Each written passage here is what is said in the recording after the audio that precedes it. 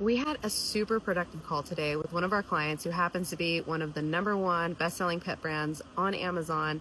And a few things really stood out to me and made me want to share because I think they can be helpful from the brand side and also from the agency side or freelancer side. Whenever we jump on a call with a client to present our work, we are basically laying out the expectation of the call, what it is and what it's not.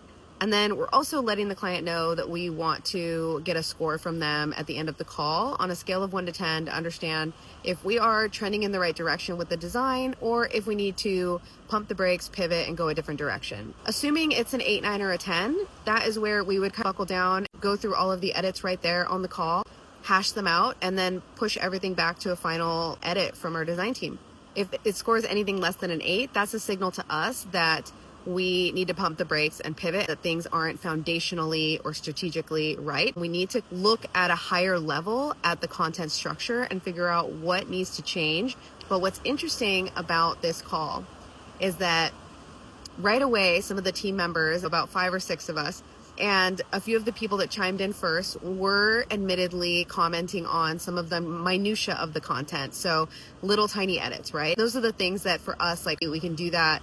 And really quickly, someone from the brand team said, why don't we hold back on those types of comments? Yes, they're valid, but we can actually review all of that type of minutia internally as a team. It's probably not the best use of time on this call right here, right now. Why don't we look at the goal of this content, whether we're actually achieving those goals from a very high level?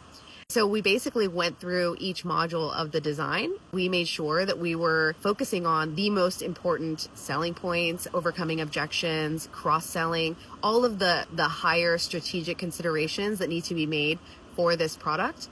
That there probably saved us about 40 minutes on our call. It allowed us all to make sure that we are at a high level strategically aligned. We basically outlined 2 high level items that need to change.